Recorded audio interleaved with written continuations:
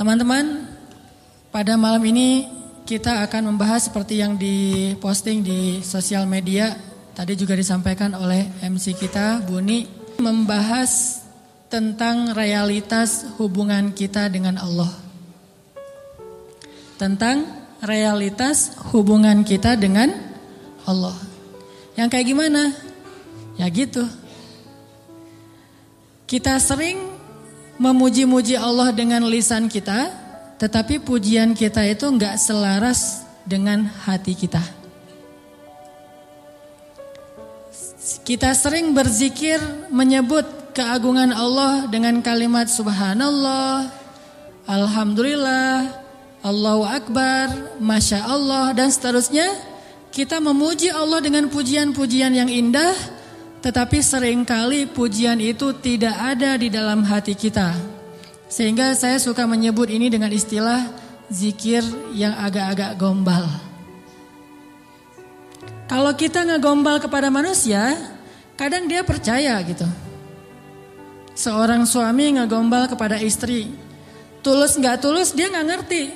Yang penting dia bahagia dengan kata-kata yang indah gitu. Bapak kamu titik kan gitu kan. Selalu kan bapak kamu kan ya. Standar gombal, raja gombal di TV. Bapak kamu tukang parkir ya gitu. Kok tahu? Pasti gitu tuh.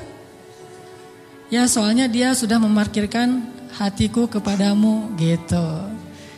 Cewek mungkin gak percaya kali. Cuman dia seneng aja dengan kata-kata kayak gitu kan. Atau mungkin ada juga yang percaya. Karena dia ngelihat kita kayaknya wajahnya wajah polos, gak ada wajah tampang-tampang pembohong, apalagi playboy gitu ya. Wajahnya polos banget, ada jenggotnya gitu ya, insya Allah jujur kan.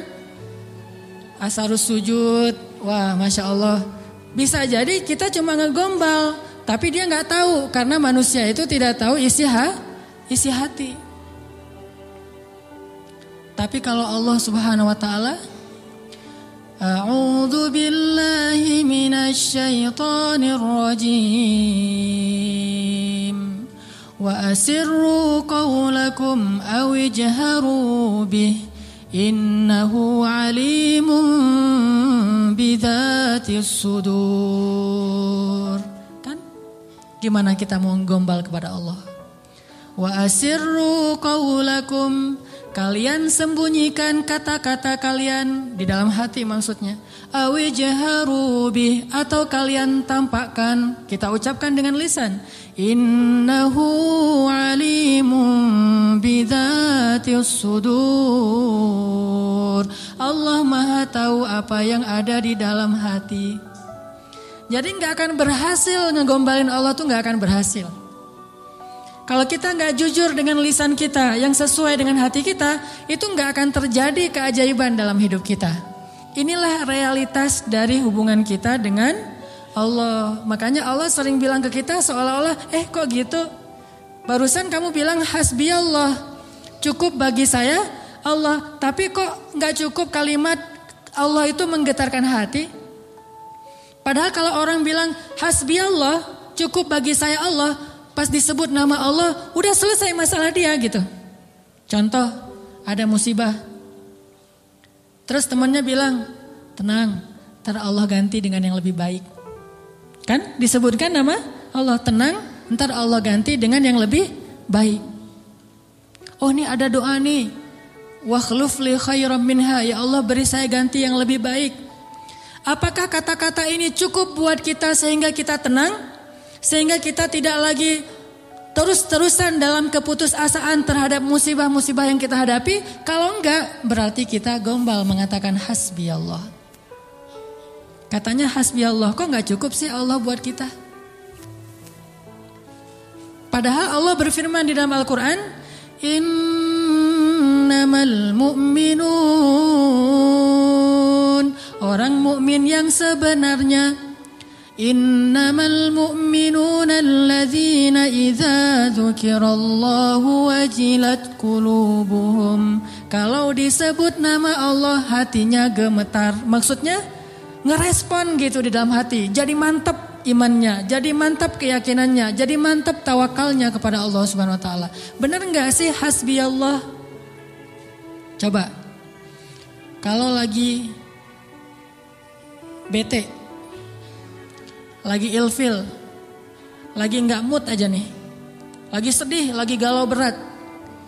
Yang buat bete, ilfil, galau berat kita itu reda apa? Jujur ya. Apakah sholat?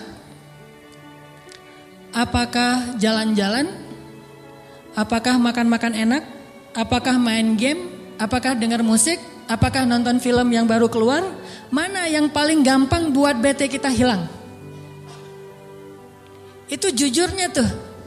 Kalau misalnya kita lagi bete, wudu, sholat, Allah Akbar. Selesai sholat, hilang tuh bete. Berarti benar, hasbunallah. Hasbiyallah. Tapi kenyataannya termasuk saya nih gak gitu-gitu amat. Begitu ada masalah sholat, begitu selesai sholat, ini nonton di mana ya? Sama aja kan? Sholat sih, cuman habis sholat ternyata belum cukup, belum hilang juga nih. Saya udah sholat, saya udah zikir, saya udah doa, saya udah tilawah Al-Quran, saya malah udah tahajud, udah puasa, tapi belum hilang juga, masih ilfil banget nih. Ya mau cari makan enak mau makan yang pedas-pedas gitu, atau mau cari kopi.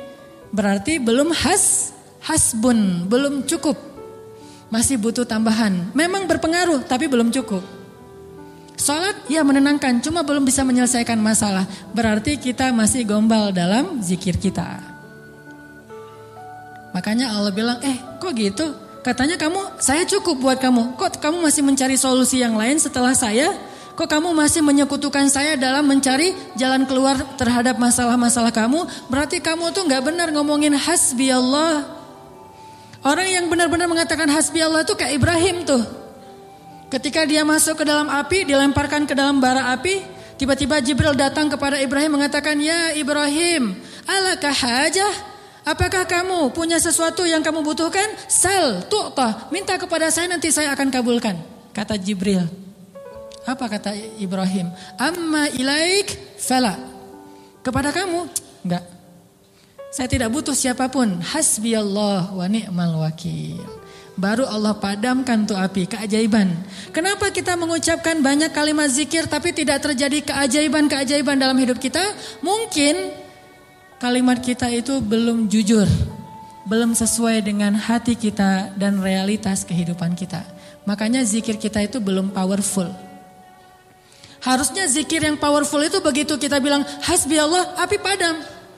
Jadi kalau ada kebakaran, hasbi Allah, gak butuh telepon pemadam kebakaran, selesai sudah. Kenapa kita telepon pemadam kebakaran? Karena kita belum hasbi Allah secara jujur. Ini benar nih, walaupun agak-agak, contohnya agak-agak lebay mungkin ya, tapi benar loh. Kenapa kita ketika gak usah api yang membakar rumah lah, gak usah kebakaran, hal sepele aja. Masalah perasaan, masalah lapar. Bukankah Nabi mengatakan nanti makanan orang di akhir zaman adalah kalimat la ilaha illallah? Ini makanan orang di akhir zaman. Ketika muncul Dajjal, makanan kaum muslimin itu adalah la ilaha illallah. Begitu bilang la ilaha illallah, kenyang. Itulah orang yang selamat di masa Dajjal. Kira-kira kalau sekarang Dajjal keluar, kita selamat enggak? Cari tahunya gimana? Kalau teman-teman lapar, coba bilang la ilaha illallah. Lapar masih lapar atau udah kenyang? Pasti masih lapar ya. Karena kita enggak menganggap Allah segalanya, hasbiyallah. Tapi nanti di akhir zaman ketika Dajjal muncul, Nabi mengatakan makanan mereka pada saat itu adalah zikir subhanallah, alhamdulillah, Allahu akbar, la ilaha illallah. Itulah makanan mereka. Begitu mereka bilang subhanallah, la haula wala quwata illa billah, langsung kenyang. Anaknya bilang lapar, bilang la haula wala quwata illa billah. La haula wala quwata illa billah, gimana? Udah kenyang. Ya tuh. Itu benar-benar umat akhir zaman banget tuh. Kalau kita kayaknya bukan umat akhir zaman. Umat zaman edan. Kita ucapin la ilaha illallah masih lapar, sholat masih galau, udah zikir sekian ribu masih sedih, masih sakit hati. Kenapa? Karena kalimat kita itu belum jujur. Kok gitu kalimat kamu, kata Allah kepada kita. Karena Allah tahu isi hati kita. Wa asirru qawlakum awijharu bi innahu alimun bidzatis sudur. Seandainya kita jujur, Allah akan tunjukkan keajaiban yang luar biasa loh dalam hidup kita. Wa aufu bi'ahdi ufi bi'ahdikum wa iyaya farhabun. Kata Allah, jujur, tunaikan janjimu kepadaku, aku pasti akan tunaikan janjiku kepadamu, dan kepadakulah kalian akan lari. Maksudnya, kepada Allah kita meminta pertolongan. Jadi kalau kita jujur sama Allah, Allah akan jujur sama kita. Kalau kita benar-benar mengatakan itu dengan yakin, Allah tidak akan mengecewakan kita sama sekali. Keajaiban itu akan terjadi dalam hidup kita. Sangat mudah urusan kita. Saya sendiri sering membuktikan ini dan sering benar. Kalau ada yang keliru itu karena saya masih belum baik imannya. Misalnya contoh sederhana mau ceramah. Ceramah yang menurut saya paling beban adalah di sini. Di depan teman-teman semuanya. Kenapa? Karena saya selalu berharap ceramah sederhana saya itu benar-benar bisa menjadi suatu kebaikan yang bisa dibawa pulang oleh teman-teman sekalian. Pengen banget tidak mengecewakan.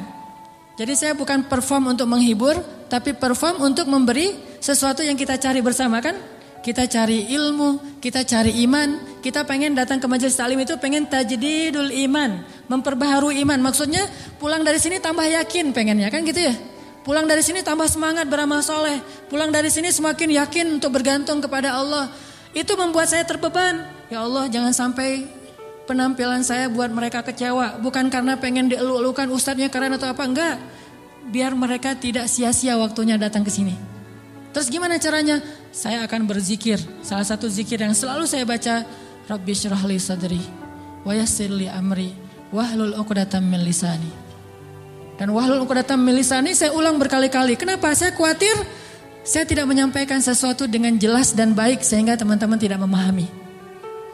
Wa yassir li amri wahlul 'uqdatam min lisani yafqahuna qauli. Dan ternyata setelah membaca ayat atau zikir ini, Allah seperti memudahkan. Muncul terus saja materinya itu yang dulu udah lama dibaca, muncul lagi. Dan itu gak dikonsep. Teman-teman bisa nanya kepada orang-orang dekat saya, teman atau istri saya jarang konsep materi ini, malam ini mau bahas ini, terus nyusun dulu, apalagi buat slide. Itu bukan saya banget lah. Modalnya tuh benar-benar saya mengonsep materi, mencari bahan itu ketika saya di Mesir dulu. Itu masa-masa mencari bahan. Sekarang bukan masa mencari bahan, masa memahami realitas untuk menawarkan bahan ini loh. Dulu di Mesir nyari bahan baca dengerin terus saja selama 6 tahun. Sekarang diingat-ingat yang mana ya, yang ini. Oh ya sampein. Artinya doa Rabbi syrah li sadri itu benar-benar memudahkan urusan. Termasuk kalau misalnya kita lagi ada masalah sama seseorang. Kita doa ya Rabbi mudahkan urusan saya. Mudah enggak? Kalau kurang mudah berarti kita belum benar-benar jujur dalam kalimat kita kepada Allah. Jujur gimana? Kita yakin enggak sih Allah yang memudahkan urusan kita? Kalau kita yakin banget Allah akan tunjukkan keajaiban yang luar biasa. Seperti cerita kemarin tuh. 2 orang yang saling berhutang kan? Yang satu memberi hutang dan bertanya siapa saksinya? Kata yang berhutang Allah saksinya, boleh enggak? Kata yang memberi hutang, oh boleh, Allah itu sebaik-baik saksi dan itu jujur, yakin gitu. Coba kalau kita lakukan itu sekarang, mungkin kita akan dikhianatin, akan dirugiin sama banyak orang. Kenapa? Karena enggak yakin banget kepada Allah SWT. Masih ada setitik ragu. Ntar kalau dia bohong gimana? Bukankah ada Allah? Ntar kalau dia lupa gimana? Bukankah ada Allah? Ntar kalau dia berubah pikiran gimana? Bukankah ada Allah? Ntar kalau dia hilang tiba-tiba gak membayar hutang gimana? Bukankah ada Allah? Bukankah ada Allah ini jarang kita ucapkan? Kita masih ragu walaupun kita mengatakan hasbiyallah, hasbunallah. Makanya jarang ngelihat keajaiban. Padahal kalimat itu kalimat-kalimat yang mukjizat, powerful. Sebagian mungkin pernah dengar cerita Imam Hasan Al-Basri. Tahu Imam Hasan Al-Basri? Salah satu ulama generasi tabi'in, generasi kedua. Ceritanya Imam Hasan Al-Basri ini pernah bikin seorang gubernur Baghdad namanya Hajjaj. Hajjaj ini gubernur yang sangat jahat, sering membunuh orang soleh termasuk sahabat Nabi pernah dibunuh sama dia. Imam Hasan Al-Basri pernah bikin Gubernur Hajar itu tersinggung. Kapan? Ketika Imam Hasan Al-Basri diundang ke rumah Gubernur Hajjaj bersama beberapa ulama yang lain, beberapa tokoh masyarakat diundang ke rumah barunya, istana gitu. Jadi Raja Hajjaj ini suka bikin istana terus pamer. Ngundang nih. Diundang orang-orang penting, minta semacam testimoni gitu, minta komentar. Jadi kalau bahasa kita mah ngeposting di sosial media, terus nunggu gimana menurut kalian. Jadi yang komennya tuh macam-macam ditungguin sama dia. Nanya ke setiap orang yang tamu yang diundang, gimana menurut kamu istana saya? Rata-rata mengatakan ini bagus, istana pertama yang saya lihat yang paling indah segala macam. Bahasa-bahasa memuji lah. Dan gak jujur. Begitu giliran Hasan Al-Basri, ya Syekh Hasan, gimana menurut Syekh tentang istana saya? Syekh Hasan mengatakan, saya sama sekali tidak tertarik dengan semua ini. Sesungguhnya apa yang ada di sisi Allah lebih baik daripada apa yang ada di sisi Anda. Ini ucapan Hasan Al-Basri. Karena lagi ada acara makan siang kayak gitu, banyak orang Hajjaj menahan emosi. Dia tersinggung banget, marah sebetulnya. Akhirnya udah selesai obrol-obrolan, makan, pulang. Saat pulang, Raja Hajjaj mengutus 2 orang prajurit untuk menangkap Hasan Al-Basri di tengah jalan. Suruh bawa balik lagi ke istana. Mau dia apa? Mau dipancung. Karena dia suka mancung, orang soleh. Tangkap tuh Hasan Al-Basri. Di tengah jalan didatangi pengawal raja, kemudian dibawa lagi ke istana, mau dipancung. Begitu Hasan Al-Basri berhadapan dengan Hajjaj, Hasan Al-Basri kemudian berdoa di dalam hatinya. Yang tadinya Hajjaj marah besar, pengen bunuh Hasan Al-Basri, pengen memancung Hasan Al-Basri, tiba-tiba pas ngelihat wajah Hasan Al-Basri, Hajjaj ini berubah seperti orang yang kena hipnotis. Tiba-tiba dia tersenyum, tiba-tiba dia jadi orang yang humble, hangat banget, langsung memeluk Hasan Al-Basri. Selamat datang wahai Syekh, selamat datang, duduk. Syekh, beri saya nasihat, terus dikasih makanan, minuman. Setelah itu dipersilakan pulang, dikasih kendaraan yang terbaik. Sampai akhirnya Hasan Al-Basri keluar dari istana. Ketika di tengah jalan, pengawal-pengawalnya Hajjaj bertanya kepada Hasan Al-Basri, ya Syekh, kami tadi diutus oleh Raja menangkap Anda agar Anda dipancung karena Raja tersinggung dengan obrolan tadi ketika makan siang. Dan Raja dalam keadaan marah besar. Tapi begitu bertemu dengan Anda, tiba-tiba dia berubah, jadi baik, jadi kasih sayang, jadi luluh, emosinya jadi reda. Apa yang Anda lakukan kepada dia? Apakah Anda punya sihir? Kata pengawal. Kata Hasan Al-Basri, saya tidak pakai sihir. Terus apa? Saya sebelum bertemu dengan Hajjaj, tadi saya berdoa. Apa doanya? Ya Rabbi, Engkaulah yang menggenggam hidupku. Kepadamulah aku berserah. Ya Rabbi, padamkanlah amarah di hati Hajjaj, sehingga aku selamat sebagaimana Engkau mendinginkan api kepada Ibrahim sehingga dia selamat. Ini yang dibaca oleh Hasan Al-Basri. Ya Allah, padamkanlah amarah di hati Hajjaj sehingga aku selamat dari kezalimannya sebagaimana Engkau menyelamatkan Ibrahim dari api yang panas. Tiba-tiba Allah padamkan marahnya. Ini namanya zikir, doa powerful. Kenapa? Karena hati Hasan Al-Basri itu benar-benar bergantung kepada Allah itu 100%. Gak ragu sama sekali. Gimana pun pengawalnya banyak, tidak membuat dia ragu kepada Allah. Allah lebih besar. Gimana pun kuatnya Hajjaj, tidak ragu kepada Allah. Allah maha kuat.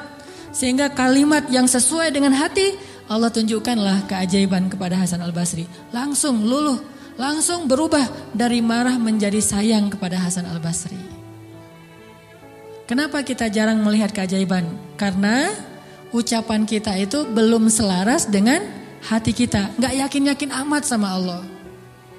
Sering bilang la haula wala quwata illa billah. Tapi kita masih yakin ada kekuatan lain yang mempengaruhi hidup kita. Padahal kata Nabi kepada Ibnu Abbas, kalau semua orang berkumpul dan ingin menolong kamu, mereka tidak dapat menolong kamu kecuali dengan seizin Allah. Kalau mereka semua berkumpul ingin mencelakai kamu, mereka tidak bisa mencelakai kamu kecuali dengan ketetapan Allah. Allah, Allah, Allah, di tangannya lah segala kebaikan, di tangannya lah segala kerajaan. Tabarakalladzi biyadihil mulk wa huwa ala kulli syai'in qadir. Percaya enggak kita dengan ayat itu? Jawab dengan hati kita masing-masing. Kalau kita percaya, baru terjadi keajaiban dalam hati kita. Pernah menghadapi orang marah? Pernah? Sering kan? Siapa yang marah? Istri. Tahu gimana kalau istri lagi marah? Oh, belum tahu ya. Ya udah deh, ganti contoh. Orang tua deh, orang tua. Saya lupa aja nih kalau saya di hadapan para jomblo fisabilillah. Kalau istri lagi marah, padamkan marahnya itu bukan dengan hadiah dunia dulu. Itu buat kita ragu sama Allah dan mengandalkan materi. Pas marah, tunjukin. Mau ke Lombok, Bali, Jogja, atau Maldives. Pasti dia pilih Maldives tuh. Pas dia pilih Maldives, kita nangis. Kenapa? Dananya gak cukup. Makin marah dia tuh. Jangan nawarin materi dulu untuk meredakan marah seseorang. Karena kita akan bergantung kepada materi itu. Ternyata ampuh. Kalau dia marah, saya kasih tuh brosur. Brosur doang. Kalau lagi marah, nonton yuk. Pelan-pelan reda marahnya, berarti efektif. Nonton cukup bagi saya. Pas lagi marah, ada kafe baru loh, enak tuh makanannya. Terutama tuh misalnya green tea-nya, milkshake tuh paling enak tuh se-Bandung. Reda marahnya, milkshake cukup bagi saya. Kan? Bukan hasbi Allah, hasbiya milkshake. Kenapa bisa gitu? Karena ketika kita mau meredakan marah seseorang itu kita menggunakan materi. Atau menggunakan bahasa-bahasa ngegoda, ngerayu, gombal tadi. Tapi kan lama-lama agak-agak habis juga ya bahan menggombal ya. Harus buka, jadi teman-teman bisa ke Gramedia mungkin beli buku dengan judul Kumpulan Gombal-Gombal Efektif. Udah teruji, banyak yang menggunakan gombal ini dan berhasil meredakan amarah. Mungkin, tetapi itu berarti kita tidak mendapatkan yang paling luar biasa sehingga suatu saat kita akan kewalahan sendiri. Berapa sering kita bisa memberikan materi, memberikan brosur, memberikan kafe, memberikan nonton, memberikan hiburan, entertain segala macam. Berapa sering? Coba sesekali ketika menghadapi seseorang yang marah, andalkan Allah. Pas mau ketemu orangnya, ya Rabbi, ya Rabba Ibrahim, wahai Tuhan Ibrahim, padamkanlah amarah istri saya sebagaimana engkau memadamkan api bagi Ibrahim. Terus temuin, kalau masih marah, ya Allah astagfirullahaladzim, berarti saya belum jujur nih. Masih belum yakin sama Allah, istighfar lagi, ya Allah padamkan. Masih marah, ya Allah padamkan. Terus saja sampai yakin. Kalau kita yakin itu berubah loh, benar-benar berubah. Kalau enggak bisa langsung bertahap, tergantung iman. Ada orang yang imannya baru redam amarah seseorang itu 1 jam, berarti imannya iman 1 jam. Ada yang setengah jam, ada yang 10 menit, ada yang begitu ketemu berubah langsung. Sampai orang yang marah itu juga terheran-heran. Kenapa ya? Saya tadi sebetulnya lagi sebel banget sama kamu, tapi pas ngelihat kamu jadi berubah, kenapa ya? Karena Allah. Ini mah masalah iman. Bukan masalah fasihnya mengucapkan hasbi Allah. Semua kita mah yang namanya hasbi Allah pasti fasih. Apalagi sadaqallah, itu paling fasih tuh. Sadaqallahul azim itu fasih banget. Kenapa? Apalagi baca 1 juz pengen sadaqallah cepet-cepet kan? Itu fasih. Bismillah fasih, hasbi Allah. Insya Allah tahsin hasbi Allah wa ni'mal wakil. Malah kita kadang-kadang kalimat hasbi Allahnya tuh lebih keren daripada sahabat loh. Kalau sahabat kalimatnya cuma gini, hasbunallah wa ni'mal wakil. Kalau kita hasbunallah wa ni'mal wakil, ni'mal maula wa ni'man nasir. Coba lihat, panjangan siapa ucapannya? Panjangan kita kan? Sahabatnya cuma sedikit, Ibrahim lebih sedikit lagi, hasbi Allah, segitu doang. Kita rame, oh jangan cuma hasbi Allah, tambahin dong, jangan terlalu irit-irit dalam berzikir. Rame aja di broadcast soal panjang pendeknya zikir, tapi dua-duanya gak powerful, gak ngaruh. Yang bilang hasbi Allah wa ni'mal wakil sama aja. Yang bilang hasbi Allah wa ni'mal wakil, ni'mal maula wa ni'man nasir. Diulang 33 kali. Tapi gak ngaruh, kenapa? Karena gak jujur. Hanya fasih di lisan, tetapi tidak fasih di hati. Harusnya kayak Imam Hasan Al-Basri. Begitu dia katakan demikian, doanya langsung berubah. Termasuk doa tadi, Allahumma ajurni fi musibati wa akhluf li khairan minha. Ya Allah, beri saya pahala dalam musibah saya, beri saya ganti yang lebih baik. Selama apa sih Allah kasih kita ganti? Di situ kita bisa mengukur keimanan kita. Kalau begitu kita berdoa langsung dapat ganti, itu imannya ajaib tuh. Kalau kita berdoa tunggu gantinya sebulan kemudian, itu imannya standar. Kalau kita udah berdoa tapi gak diganti-ganti, berarti kita bermasalah. Gak yakin-yakin amat sama Allah. Pengen gak begitu berdoa langsung Allah menunjukkan keajaiban? Kita pengen aja gak berani ya, karena kita gak percaya bisa. Kita mau mengatakan pengen, itu aja kita gak berani karena menganggap itu gak realistis. Masa sih bisa? Bisa kalau kita yakin kepada Allah. Kalau kita gak yakin, kalau kita bilang gak bisa, kalau kita ragu bahwa Allah bisa menunjukkan ajaib kepada kita dalam hitungan detik, terus kemana kalimat kun fayakun? Masalahnya kita gak yakin untuk bilang pengen, begitu doa langsung Allah kabulkan. Itu aja kita ragu. Kenapa? Kita gak percaya itu bisa terjadi dalam hitungan simsalabin abrakadabra. Kita gak percaya itu bisa terjadi dalam satu kalimat kun. Makanya tidak ada kun dalam hidup kita. Gimana caranya? Belajar yakin kepada Allah seutuh-utuhnya.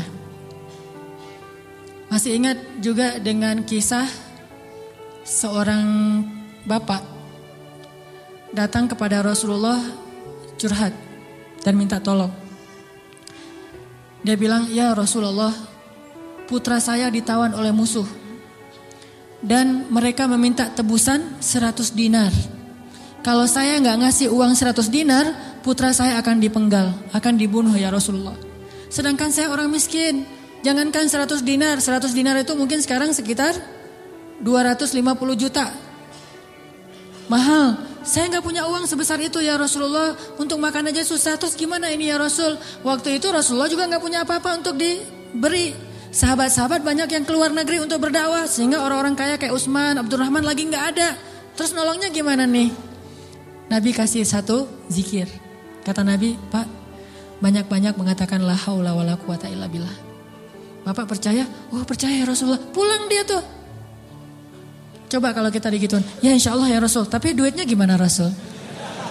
Tetap aja kan. Udah minta zikir, minta duit. Yang konkret dong Rasul kalau kasih zikir. Kalau kasih solusi. Zikir itu solusi paling konkret. Justru yang lain itu gak konkret. Yang lain itu Allah tunjukkan kepada kita karena Allah sayang kepada kita. Allah tahu iman kita lemah. Kalau seandainya Allah mau memberikan kepada kita keajaiban menurut iman, mungkin kita gak dapat apa-apa dalam hidup. Akhirnya Allah berilah kita pertolongan, jalan keluar. Cuman butuh waktu karena iman kita juga butuh waktu. Kita taubat aja butuh waktu. Ya, untuk hijrah aja butuh waktu. Untuk taubat butuh waktu. Mau sholat aja minta tambahan waktu. Udah azan jangan sekarang deh, ntar lagi. Gimana kita mau dapat pertolongan Allah yang sekarang? Fair gak sih kalau Allah mengatakan, oh bentar lagi ya hambaku, orang kamu juga barusan sholatnya juga bentar lagi. Allah kasih tuh. Begitu Nabi bilang, ucapkan banyak-banyak membaca la haula wala quwata illa billah. Dia yakin langsung mengatakan, oh ya insya Allah. Yakin gitu, akan terjadi keajaiban. Bukan, ya ada Utsman gak Rasul? Enggak. Abdurrahman bin Auf rumahnya di mana ya? Enggak nanya-nanya orang kaya, udah aja yakin. Pulang dia tuh. La haula wala quwata illa billah, la haula wala quwata illa billah, la haula. Artinya apa? Tidak ada daya dan upaya dari makhluk. Allah lah yang maha kuasa. Pulang ke rumah, istrinya nungguin. Pak gimana? Udah ketemu Rasulullah. Dapat solusinya, dapat uang pinjaman dari siapa? Enggak. Terus gimana? Nabi ngasih kita solusi yang lebih baik daripada itu. Apa? Ucapkanlah la haula wala quwata illa billah. Istrinya enggak protes, langsung bilang, oh ya, langsung la haula wala quwata illa billah. Berdua tuh la haula wala quwata illa billah. Enggak ada, ya kirain duit 100 dinar. Enggak sama sekali, yakin. Begitu malam, sepanjang siang mereka la haula wala quwata illa billah. Malam hari tiba-tiba putranya pulang. Enggak sendiri, bawa ternak, bawa kambing banyak tuh. Domba dibawa, ada ratusan ekor domba dia bawa pulang. Di luar rame apa nih apa? Ada domba siapa? Oh putra kita, Masya Allah. Pelukan, kangen gitu ya. Kamu gimana bisa selamat? Kata putranya, wahai ayah ada keajaiban. Tadi tiba-tiba ketika saya sedang diikat dan besok mau dipenggal, pengawal-pengawal saya itu tiba-tiba pada ngantuk tertidur. Dan tiba-tiba ikatan saya menjadi longgar sehingga saya bisa melepaskan diri. Dan bahkan ketika saya mau pergi, saya kepikiran kenapa saya nggak bawa domba-domba aja sebagai ghanimah. Domba 100 ekor kira-kira berisik nggak sih? 100 ekor domba berisik nggak? Berisik kan? Berisik banget kan? Tapi seberisik itu orang yang ngawal dia tuh nggak bangun loh. Allah udah tutup telinga dan penglihatan mereka. Mereka nggak bangun sama sekali dibawa. Dan untuk ngumpulin domba 100 ekor kira-kira butuh berapa jam? Itu bukan kerjaan yang gampang. Ngumpulin 100 ekor, digiring ke satu arah. Udah gitu berisik lagi. Ada yang domba yang lari ke sana, ditarik lagi. Namanya domba kan? Domba-domba yang tersesat gitu deh.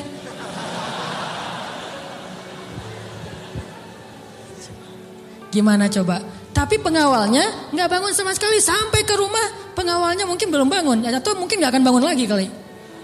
La haula wala quwata illa billah. Baru ayahnya sadar, Masya Allah, la haula wala quwata illa billah. Dan ini orang yang mengatakan ini nggak disebutkan namanya dalam riwayat. Kenapa? Saking nggak terkenalnya. Berarti orang biasa banget. Tapi orang biasa dengan keyakinan yang luar biasa, Allah akan tunjukkan keajaiban yang luar biasa. Jadi jangan bilang, itu mah Umar, itu mah Utsman, itu mah Abu Bakar. Ini nggak ada namanya malah. Cuma disebut ja'a rajulun, ada seorang laki-laki datang kepada Rasul, gitu doang.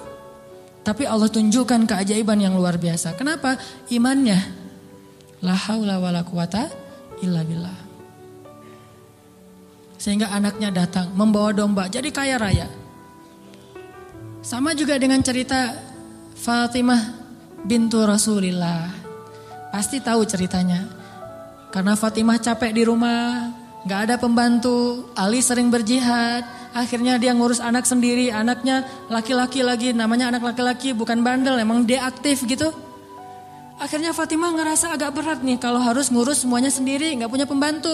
Datanglah ke rumah ayahnya, ayah ya Rasulullah, ayah tahu keadaan rumah tangga saya bersama Ali. Ali orang yang sibuk bekerja, membela agama Allah, berdakwah, berjihad. Saya sendiri di rumah gak ada pembantu, boleh gak minta seorang pembantu dari rumah ayah? Kan banyak pembantu Rasulullah yang jadi relawan tuh. Kata Rasulullah, ya Fatimah, mereka itu bukan pembantuku tetapi pembantu kaum muslimin. Jadi gak mau dikasih kepada urusan keluarga. Maka pulanglah Fatimah. Oh ya ayah gak apa-apa, pulang nih bersama Ali, gak dapat apa-apa. Nabi kan gak enak hati karena Nabi sayang banget dengan putrinya ini. Putri kesayangan Nabi banget di antara putri-putrinya, Fatimah Az-Zahra. Akhirnya Nabi menyusul Fatimah ke rumahnya. Assalamualaikum, waalaikumsalam, dibukain pintu. Ya Fatimah, ya Ali, la tahzana, janganlah kalian bersedih. Mau aku kasih yang lebih baik daripada pembantu? Oh apa ayah? Kirain robot-robotan atau apa gitu ya. Pembantu yang dalam bentuk robot kan tinggal beli baterai aja tiap bulan atau dicas gitu. Apa ya ayah yang lebih baik daripada pembantu? Kita tahu, kata Rasulullah sebelum tidur, bacalah zikir ini, ayat ini, maka insya Allah itu lebih baik daripada pembantu. Mereka protes enggak? Enggak. Oh ya, sami'na wa ata'na. Diamalin tuh, enggak pernah tinggal. Dan selamanya mereka enggak punya pembantu, tapi enggak pernah mengeluh lagi. Allah berikan mereka jalan keluar. Jalan keluarnya adalah dikuatkan hati dan kesabarannya. Itu keajaiban.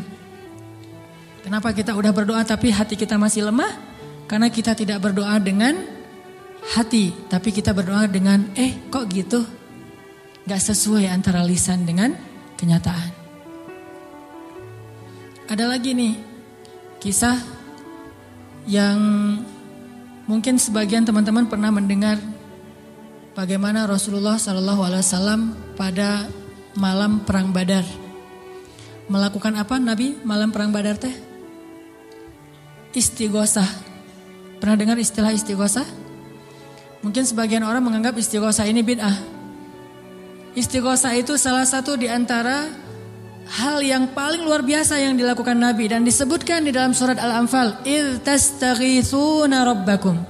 Ketika kalian beristighosah kepada Tuhan kalian. Apa itu istighosah? Berdoa dengan penuh keyakinan. Malam sebelum terjadi perang Badar, semua para sahabat itu tidur. Dan luar biasanya tidurnya juga sampai mimpi lah gitu. Mimpinya apa? Mimpi basah. Ini serius. Jadi semua sahabat pada malam itu digoda oleh setan sehingga mereka mimpi basah. Dan ketika bangun dari tidur mereka harus mandi junub. Tapi tidak ada air. Akhirnya Allah turunkan hujan. pada mandi di bawah hujan semuanya sambil bertakbir. Pada malam itu cuma 2 orang yang gak tidur, Rasulullah dan Abu Bakar As-Siddiq. Ngapain? Doa kepada Allah. Salah satu yang terekam dalam sejarah di antara doa Nabi pada malam perang Badar apa? Ya Allah, seandainya besok kami semuanya terbunuh, maka saya khawatir tidak ada lagi orang yang menyebut namamu di muka bumi. Tolonglah hamba-hambamu ini ya Allah. Terus berdoa dan mengangkat tangannya tuh gak gini, tapi ngangkat tangannya tuh gini. 2 tangan. Nabi berdoa dengan mengangkat tangan setinggi-tingginya. Rabbi gitu. Terus berdoa kayak gitu sampai syal Nabi jatuh, ditaruh lagi oleh Abu Bakar. Jatuh dan menangis sampai basah janggutnya Rasulullah SAW yang mulia. Kemudian Abu Bakar yang sedih mengatakan, ya Rasulullah hasbuk, hasbuk. Cukup ya Rasulullah, Allah sudah mendengar doamu, cukup. Nabi gak cukup-cukup, terus saja berdoa. Apa yang terjadi besok? Allah utus malaikat ribuan untuk menolong Rasulullah dan para sahabat. Dan kita lihat hasil perang Badar. Bukan karena dia Rasulullah, tetapi karena imannya adalah imannya seorang Rasulullah. Kalau kita punya iman minimal dekat atau mirip dengan imannya seorang Nabi, Allah akan tunjukkan mukjizat yang mirip dengan seorang Nabi yang disebut dengan karomah. Itulah keajaiban. Jadi bukan mustahil. Kalau kita tidak pernah melihat keajaiban, itu pasti karena kita masih belum selaras antara lisan dengan hati kita. Masih ingat kalimat Nabi ditodong dengan pedang, dihunuskan pedang, lagi istirahat di bawah pohon. Nabi lagi istirahat nih. Tiba-tiba datang orang Badui, orang kafir, menghunuskan pedang di leher Nabi. Dan itu benar-benar mau membunuh Nabi. Nabi seorang diri, sahabat jauh. Terus laki-laki itu mengatakan, ya Muhammad, sekarang kamu sendiri. Kalau saya akan membunuh kamu sekarang, siapa yang bisa menolong kamu? Rasulullah dengan tenang dan mantap mengatakan Allah. Kalimat Allah itu membuat laki-laki tadi gemetar dan jatuh pedangnya. Coba, ini kalimat Allah kayak gimana? Coba kita ucapkan Allah, ada yang gemetar gak? Allah, apaan? Gak denger? Ya. Biasa aja. Jadi kalau ada musuh, misalnya kita lagi marahan nih di jalan, ada orang yang marah, pengen ngancam kita, Allahu Akbar. Dia langsung gemetar gitu, langsung tunduk, langsung gak bisa berdiri. Berarti ini Allahu Akbar kita ini udah benar-benar powerful. Tapi kenyataannya kan gak pernah kan. Kita bilang Allah terus orang gemetar gara-gara kata-kata kita. Rasul bisa kayak gitu loh. Jadi kalimatnya sama yang kita ucapkan dengan yang Rasulullah ucapkan. Tetapi hatinya beda. Nabi mengatakan Allah, gemetar tangannya, jatuh pedangnya, diambil oleh Nabi. Dihunuskan ke leher orang itu. Nabi bertanya, sekarang kalau saya mau membunuh kamu, siapa yang menolong kamu? Kata dia, engkau wahai Muhammad. Cuma engkau yang bisa menolong saya dan menyelamatkan saya. Akhirnya Nabi membiarkan dia pulang dan dia akhirnya pulang dalam keadaan selamat dan menyebarkan agama Islam kepada kaumnya. Jadi sesi pertama ini kesimpulannya apa? Salah satu di antara sebab tidak banyak terjadi keajaiban dalam hidup kita karena iman kita belum ajaib.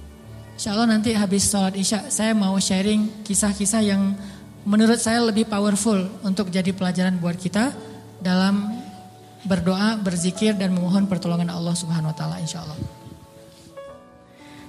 Oke, teman-teman sekalian, tadi kita sampai kepada beberapa kisah tentang gimana menyelaraskan antara lisan dengan hati kita sehingga bisa terjadi banyak keajaiban dalam hidup kita. Ini kisah-kisah yang tadi kita dengar adalah bukti gitu. Orang kalau selaras antara lisan dan hatinya pasti terjadi keajaiban. Kalau ketika kita berdoa hati kita yakin seutuhnya kepada Allah, pasti Allah gak akan ngecewain kita. Gak mungkin. Allah itu gak mungkin mengecewakan kita. Allah sendiri kok yang berjanji, wa idza sa'alaka ibadi anni fa inni qarib ujibu da'watad da'. Itu Allah yang bilang, ujibu da'watad da'. Aku tuh dekat. Artinya berharaplah kepadaku gitu. Dan aku akan mengijabah setiap orang yang meminta kepadaku. Jadi Allah sendiri yang berjanji akan menunjukkan keajaiban, mengabulkan permintaan-permintaan yang baik dari hambanya, sehingga tidak perlu kita ragu Allah gak mungkin ngecewain kita. begitu kita berdoa yang selaras di hati kita yakin kepada Allah, Allah akan tunjukkan. Itu rahasia paling gampang untuk hidup bahagia, untuk sukses, untuk dapetin apa yang baik-baik yang kita harapin. Contoh, kalau mau ngelamar seorang cewek, sebelum kita datang ke calon mertua, lobi dulu ke langit pemilik hati mertua. Jadi bukan dandan nomor 1, itu mah yang kesekian. Bukan misalnya bawa CV yang bagus, isi CV-nya teh. Kalau perlu tanggal lahirnya diedit biar gak terlalu ketuaan gitu ya. Cuma diedit 1 angka doang, angka terakhir yaitu tahun. Kemudian pekerjaan, wira swasta. Kan sekarang wira swasta mah keren ya, pengusaha gitu ya. Walaupun wira swastanya masih baru merintis lah, saya mah gak mau terlalu makin jelek nanti. Wira swasta, jualan apa misalnya, apa aja lah, apa aja dijual gitu. Yang penting tidak menjual harga diri. Wah, semuanya diedit, itu bukan yang paling penting. Yang paling penting adalah gimana ngelobi lah langit, pakai jalur langit. Minta kepada Allah yang menggenggam hati. Begitu di depan pintu pagar, la haula wala quwata illa billah. La haula sampai 100 kali. Kenapa 100 kali? Sampai yakin banget ini Allah yang menentukan hati seseorang hamba. Bisa dibolak-balik. Bisa jadi awalnya si calon mertua ini udah punya calon sendiri buat anak yang perempuannya.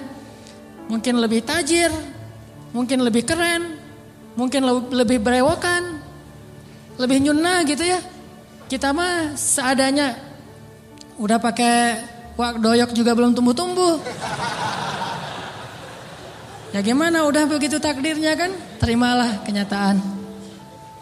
Akhirnya orang tua, calon mertua tadi yang udah punya rasa srek kepada yang lain, tiba-tiba berubah pas ngelihat kita. Wah, ini nih calon menantu saya nih. Kita baru mau ngomong, udah tenang aja. Kamu bukan hanya akan saya berikan anak saya, juga domba-domba gitu ya. Kan la haula wala quwata illa billah. Dikasih modal nikah, dikasih mahar, disiapin semuanya, dimudahin banget. Kenapa? La haula wala quwata illa billah.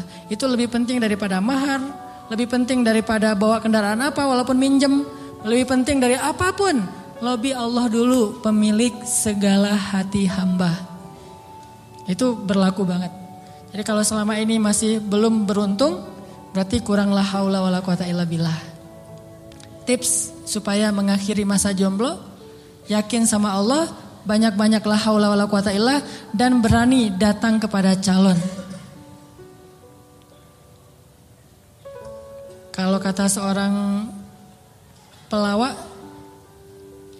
kalau kita jelek, jangan takut untuk mencintai seorang perempuan, karena yang takut itu harusnya yang dicintai, kan gitu ya.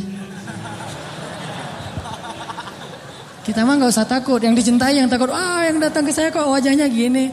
Tapi itu mah cek cak lontong. Jarine cak lontong. Oke.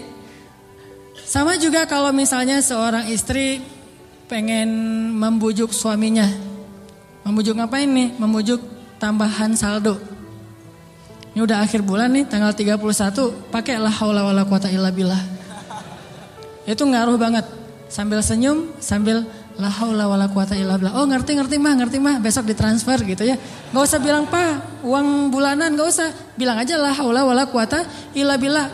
Lobi Allah sehingga dia jadi sayang sama kita, dikasih lebih. Jalan ke mall, lobi Allah supaya dia sayang sama kita, dikasih lebih. Jadi dibeliin apa. Ini semuanya karena kita yakin sama Allah yang maha kaya. Saya pernah dulu di tablik. Awal-awal saya dulu hijrah dari hidup gak jelas menjadi agak jelas. Saya waktu SMA juga masih belum jelas. Suka sama cewek tapi gak pernah disukai. Mungkin saya mirip dengan kata-kata Cok Lantong tadi kali ya. Suka, alhamdulillah gara-gara saya gak diterima, akhirnya saya gak pernah pacaran. Itu bukan karena saya gak mau pacaran, karena nasib aja. Jadi akhirnya gak bisa pacaran. Nah, pas udah jelas gara-gara datang jamaah tablik berdakwah di sekolah saya. Akhirnya saya masuk ke tablik yang khuruj 3 hari, 40 hari. Di tablik itu ada pelajaran tauhid yang menurut saya bagus ya, inspiring gitu. Kalau kita lagi makan nih, kan makannya tuh rame-rame tuh, pakai talam gitu kan, makan rame-rame. Terus ada petugas khidmat namanya yang ngasih-ngasih lauk, nasi, ikan segala macam. Jadi SOP di tablik, kalau kita lagi makan, mau minta tambahan makanan, nasi, ikan atau lauk, itu nggak boleh minta kepada yang khidmat. Kita ngomong, Allah, ikan, Allah, datang tuh ikannya. Wah ini ikan, Masya Allah, Allah kasih datang ikan. Di situ belajar tauhid tuh. Ternyata kuahnya kurang, Allah, kuah, Masya Allah, kuah, Masya Allah. Datang tuh kuah tuh. Soalnya orangnya dengerin gitu ya. Tapi walaupun ini agak-agak menurut sebagian orang aneh, justru di situ kita belajar yakin sama Allah. Makanya saya sering cerita, awal-awal saya dapat hidayah ke tabligh itu lagi mau main bola, keluar dari sholat asar di masjid. Bukan keluar sholat asar, lagi main bola depan masjid. Masjid di Aceh itu kan luas-luas, selamanya bisa main bola. Ada orang main bola, ada sapi yang lagi ngerumput karena saking luasnya halaman masjid. Udah gitu lagi main bola dipanggil sama seorang jamaah tabligh dari Pakistan. Dia nyebutnya Maulana gitu. Orang tabligh kan kalau udah level ilmu tertentu disebut Maulana. Maulana ini manggil saya, come here gitu. Saya datang. Saya waktu itu masih anak muda gak jelas gitu. Duduk di sebelah dia tanya. Dia tunjuk-tunjuk ke langit gitu. Gak bisa bahasa Indonesia. Saya bilang, kenapa? Oh langit, saya bilang, langit Allah cipta, kata dia. Terus tunjuk pohon. Saya bilang pohon Allah cipta. Dia tahu bahasa Indonesia cuma satu kalimat, Allah cipta. Pohon Allah cipta. Saya tunjuk anak-anak, dia nunjuk anak-anak. Oh, orang Allah cipta. Itu aja selama setengah jam. Begitu setelah setengah jam Allah cipta, tiba-tiba saya ngerasa kayak ada yang masuk ke dalam hati saya tuh sejuk banget. Saya langsung pergi wudhu, saya sholat kayak orang dihipnotis gitu. Sholat asar sendiri, udah selesai sholat asar sendiri, dia temukan dengan tabligh yang ada di situ, orang lokal, masuklah saya ke tabligh, khuruj 3 hari. Pulang ke rumah, saya dianggap orang aneh oleh orang tua saya. Wah kamu gak boleh ke masjid lagi, kenapa? Kamu sekarang aneh. Aneh apa? Udah rajin ke masjid. Rajin ke masjid aneh dulu teh. Orang tua kan takut ke jaring aliran apa mungkin yang mau jadi pengantin, bom bunuh diri atau apalah, takut. Terus saya mulai pakai jubah waktu itu, jubah putih, sorban putih. Begitu saya lewat depan tetangga ada anak kecil lagi main, dia bilang, mak malaikat lewat gitu. Waduh, saya malaikat gitu, luar biasa. Ini artinya belajar yakin. Kalau di beberapa dakwah itu benar-benar bab la ilaha illallah ini benar-benar kurikulum paling penting dan ini yang harus kita pelajari. Kalau kita ngandelin Allah banget dalam segala urusan, la yudayya'anallah, itu intinya. Allah nggak akan ngecewain kita. Manusia bisa banget ngecewain kita, bukan karena dia jahat. Kadang dia nggak ngecewain kita karena emang dia nggak mampu untuk memuaskan dan membahagiakan kita. Bukan karena dia pengkhianat. Seorang istri, seorang suami kadang mengecewakan kita bukan karena dia gak sayang sama kita, tapi dia gak mampu memenuhi semua kebutuhan kita. Dia terbatas. Dan justru juga banyak orang yang sengaja ngecewain kita karena dia jahat. Tapi ada juga orang baik ngecewain karena dia gak mampu. Tapi Allah maha baik dan maha mampu. Bukan cuma maha baik. Kalau baik doang gak mampu, ya apa bisa kita lakuin kan? Tapi kalau baik dan mampu gak ada batas. La haula wala quwata illa billah. Keajaiban-keajaiban yang luar biasa terjadi dalam hidup kita kalau kita mengandalkan Allah, selaras antara lisan dengan hati kita. Saya pengen nanya ke teman-teman. Teman-teman pernah lupa? Sering ya? Lupa apa misalnya? Lupa diri. Kadang kita perlu lupa. Ngelupain mantan. Baper ya. Karena lupa ini adalah solusi. Melupakan mantan itu benar-benar solusi yang paling konkret. Karena kalau gak bisa lupa kita gak bisa move on. Dan kalau gak bisa move on kita gak bisa ketawa. Kalau gak bisa ketawa kita gak bahagia. Pernah lupa kan? Lupa pelajaran, lupa ayat Al-Quran. Kayaknya kalau lupa ayat Quran sering nih, terutama di juz-juz di tengah, soalnya belum hafal. Jadi pasti lupa. Kalau teman-teman lupa, apa yang teman-teman lakukan? Hah? Kalau lupa gimana? Diingat-ingat. Diingat-ingat. Berapa lama butuh waktu untuk sampai ingat lagi? Kadang cepat, kadang lama ya. Ada tips dari ulama Al-Azhar. Setiap kita ujian di kampus di Al-Azhar itu selalu ulama tuh syekh, doktor, profesor masuk ke ruang-ruang kelas kita bilang gini, ya abnai, wahai anak-anakku. Ini indahnya ujian di Mesir itu gitu. Bukan cuma ujian tulis, tapi dapat nasihat lagi mau ujian. Nasihatnya jangan nyontek ya, bukan. Nasihatnya apa? Ya abnai, panggilannya lembut, wahai anak-anakku. Kalau nanti kalian mau kerjakan soal, jangan lupa bismillah. Kalau kalian lupa, Jangan lupa. Kalau kalian lupa, ucapkanlah istighfar dan salawat. Allah akan mengembalikan ingatan kalian. Karena tidaklah seseorang itu lupa kecuali karena dosa-dosa. Maka istighfarlah. Itu nasihat yang setiap tahun saya dengar kalau mau ujian. Jadi ngena banget gitu. Akhirnya saya praktekkan tuh. Wah, ini bener nih tips yang luar biasa. Lupa nih mau nulis, ini jawabannya apa ya? Ini di bukunya halaman berapa atau yang kata-kata siapa gitu?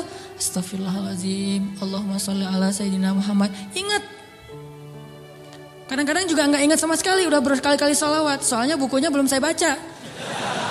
Wah ini gak ingat-ingat ini. Kan ada masa-masa iman naik dan turunnya. Kalau lagi turun buku gak dibaca. Pede banget baca judul-judul doang gitu. Baca daftar isi. Jadi cara belajar cepat tuh baca daftar isi. Nanti kurang lebih kayak gitulah di karang-karang aja gitu. Akhirnya nilainya harus di remedial diulang.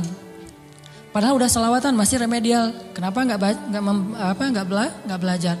Kalau kita lupa, coba deh uji iman kita dengan istighfar dan salawat. Kalau belum ingat juga berarti iman kita masih lemah. Lupa nama si fulan, siapa ya? Aduh lupa namanya. Astaghfirullahaladzim, Allahumma sholli ala sayyidina Muhammad. Langsung ingat. Itu berarti insya Allah udah bisa ngandelin zikrullah dalam hidupnya. Kalau belum bisa, berarti banyak-banyak istighfar. Andalkanlah Allah, la yudayyi'akallah, maka Allah tidak akan mengecewakan kita. Mau teman-teman pengen kalau misalnya ngelamar seorang cewek langsung diterima tanpa syarat? Mau? Serius? Gimana caranya biar terjadi keajaiban dalam hidup kita? Pengen ini, alhamdulillah dapat. Segala kebaikan yang kita pengenin dapat gitu. Pengen punya anak, Allah kasih anak. Ya Rabbi, wahanal azmu minni, washta'ala ar-ra'su syaiba, walam akun bidu'aika Rabbi syaqiyya. Ya Allah, saya sudah tua. Rambut saya sudah beruban, tapi saya enggak pernah berputus asa dalam berdoa kepadamu. Fahabli min ladunka waliya, yarithuni wa yarithu min ali Yaqub waj'alhu rabbi radiyya. Langsung Allah bilang, ya Zakaria, inna nubashshiruka bi ghulam ismuhu Yahya lam naj'al lahu min qablu samiyya. Ya Zakaria, langsung Allah kasih jawaban. Bergembiralah Zakaria, kamu akan punya anak laki-laki dan namanya saya yang kasih nama, bukan kamu yang cari di Google. Saya kasih nama, siapa namanya ya Allah? Yahya, dan tidak ada anak seperti dia sebelumnya. Solehnya luar biasa. Wa hananan min ladunna, anakmu itu hanan banget, kata Allah. Apa itu hanan? Lemah lembut. Wa hananan min ladunna wa zakatan, anak yang terpelihara dari dosa. Wa taqiyya, hanan at-taqi, lembut dan mudah-mudahan bertakwa, cenah gitu ya. Itu sifat Nabi ya, Nabi Yahya. Wa barram biwalidayhi, berbakti kepada kedua orang tua. Tuh, Allah langsung kasih sifat-sifatnya, bukan cuma anak terus ntar terserah orang tuanya, enggak. Allah udah beri dia sifat yang sangat mulia. Dari apa itu? Dari yakin. Belum pernah kecewa dalam berdoa. Padahal berdoanya tuh lama loh, tapi gak pernah kecewa. Dan Allah tunjukkan betapa Allah tidak mengecewakan hamba-hambanya. وبرا بوالديه ولم يكن جبارا عصيا. Dia anak yang berbakti, tidak pernah berlaku kasar dan tidak pernah berbuat dosa. Bayangin, anak gak pernah berbuat dosa sampai akhir hayatnya. Yahya alaihissalam. Wassalamun alaihi yawma wulida wa yawma yamutu wa yawma yub'atsu hayya. Dia selamat ketika dia lahir dan ketika dia wafat dan ketika dia dibangkitkan. Dijamin masuk surga anaknya. Belum lahir udah dibilangin kayak gitu. Hasil dari mengandalkan Allah, yakin sama Allah. Dikasih, tenang aja. Aduh udah 10 tahun nikah belum dikasih anak, tenang. Nabi Zakaria kayak gitu, Nabi Ibrahim juga kayak gitu. Ada perempuan yang dulu pernah saya kisahin di zaman Nabi Musa, ya Rahim, ya Rahim. Tapi dengan yakin ngomong kayak gitu. Coba kita bilang ya Rahim tapi gak yakin, gak dapet tuh. Takdirnya gak akan punya anak, tapi karena dia ya Rahim terus, tiba-tiba Allah mengubah takdir. Sesungguhnya rahmatku lebih luas daripada takdir. Andalkan Allah. Gimana caranya biar kita dapat keajaiban? Buat Allah percaya sama kita. Itu tips yang paling penting. Buat Allah percaya sama kita. Kalau Allah udah percaya, udah selesai. Kalau Allah udah radhiyallahu an, Allah udah ridha, Allah udah percaya, Allah udah mengatakan kita siddiqun. Apa itu siddiq? Orang yang benar. Berarti Allah akan tunjukkan banyak sekali kebaikan dan keajaiban dalam hidup kita. Buat Allah percaya sama kita. Sehingga Allah menyebut kita orang yang benar. Ulaika humus shadiqun. Dia itu orang yang benar. Wadhkur fil kitabi Ibrahim innahu kana siddiqan nabiyya. Ibrahim itu hambaku yang siddiq. Wadhkur fil kitabi Idris innahu kana siddiqan nabiyya. Hambaku Idris itu adalah hamba yang siddiq. Makanya Allah tunjukkan banyak keajaiban. Idris meninggalnya di mana?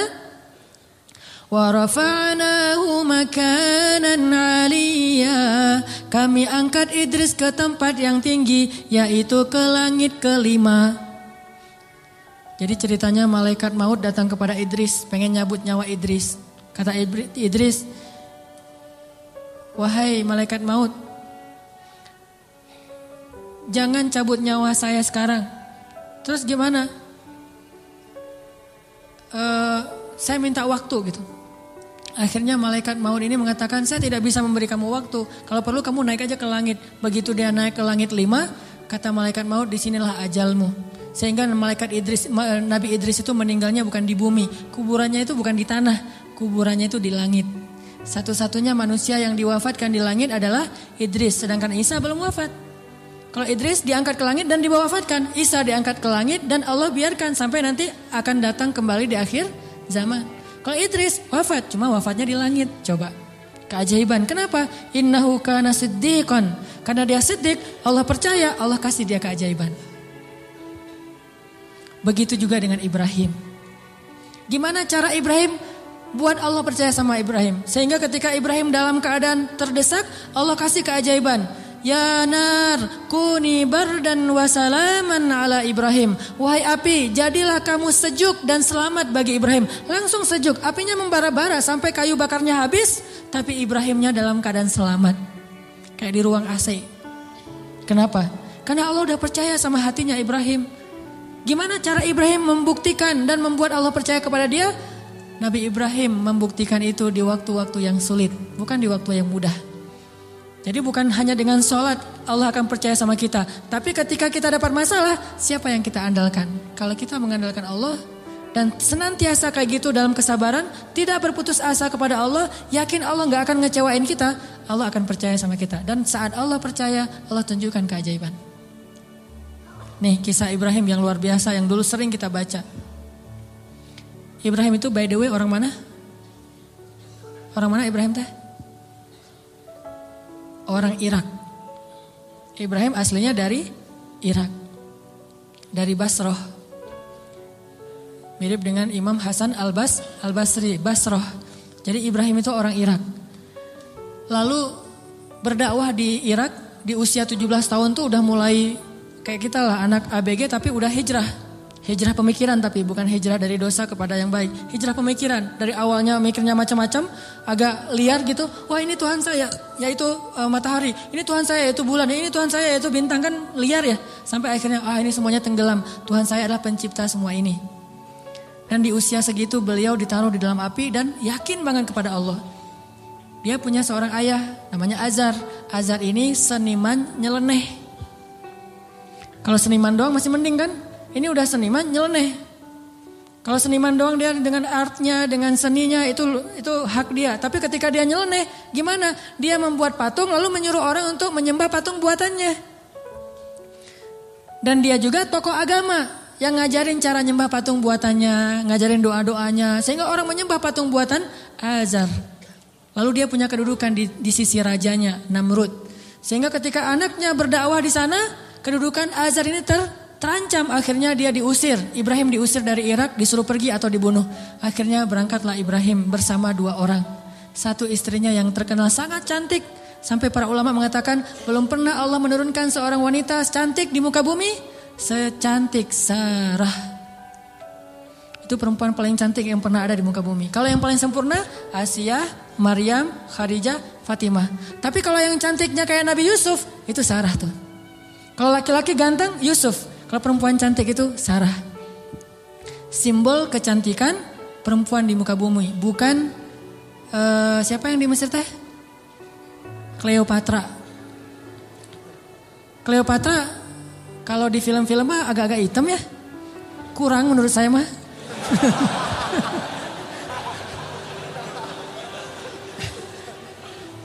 Kalau Sarah itu benar-benar cantik tuh. Simbol kecantikan wanita di muka bumi. Nanti kalau punya anak jangan lupa kasih nama Sarah. Sarah. Nah, ditemani oleh Sarah, istri tercantik. Dan seorang murid yang kelak juga jadi nabi, namanya Lut alaihissalam. Lut masih muda, masih ABG, baru belajar kepada Ibrahim. Jalan nih bertiga dari Irak menuju ke Palestina. Di tengah jalan lewat Mesir, Raja Mesir jatuh cinta kepada Sarah, namanya juga cewek cantik. Untung gak ada adegan ngiris tangan kayak Yusuf ya.